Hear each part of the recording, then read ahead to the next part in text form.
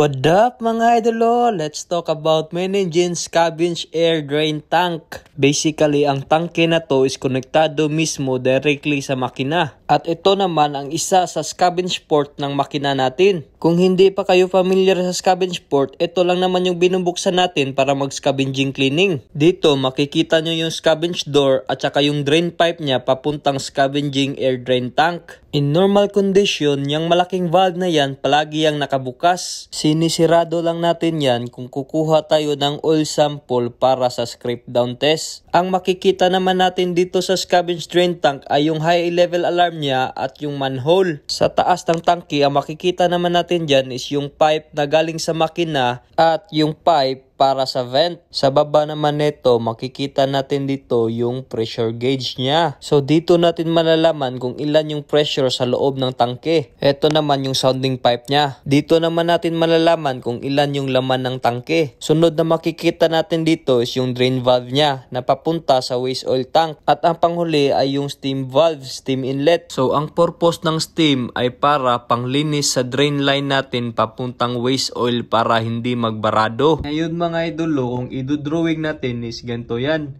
So ito yung mga scavenge ports natin na sa main engine. Ito yung mga barbula niya. Ito yung pipeline niya na papunta sa scavenge drain tank. So ito yung vent line, gauge, yung steam inlet. Ito yung drain na papunta sa waste oil. In normal situation mga idolo, itong vent valve na to, it's normally closed. Yung steam inlet niya is normally closed. Yung drain valve niya is normally closed. Yung normally open lang talaga is yung galing sa makina ng mga scavenge port, pati yung valve na papunta sa scavenge drain tank. So, kung natakbo yung makina, yung scavenge air pressure dito is pupunta din dito sa scavenge drain tank. Kasi nga, normally open yan di ba?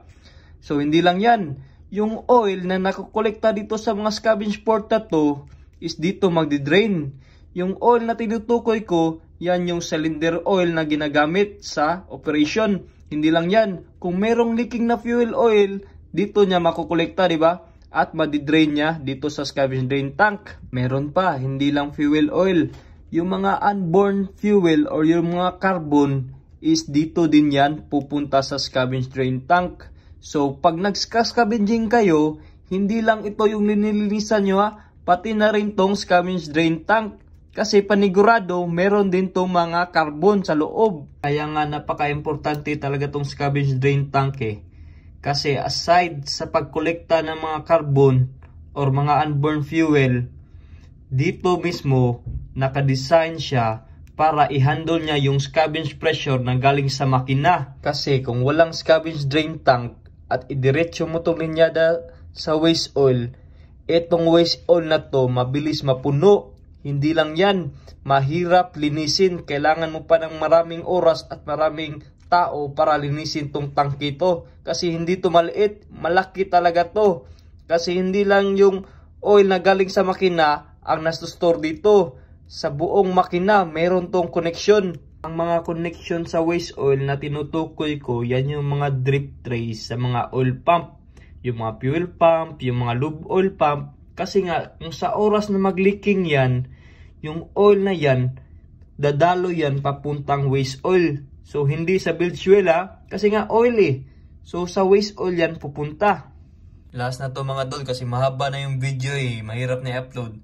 So, ang pinakahuli sa mga engineer or sa mga naka-duty, na kapag nagdi-drain kayo, huwag nyong iwanan bukas yan.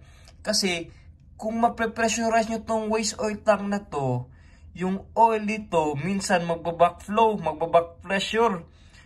Ang mangyayari, babalik dito yung oil, palabas dito sa drip tray. Kaya minsan, meron tayong oil spill kasi dahil sa drain valve na to, nalilimutang isirado. So kaya, tandaan nyo, kung magbukas kayo, isirado nyo ulit para walang oil spill. So yun.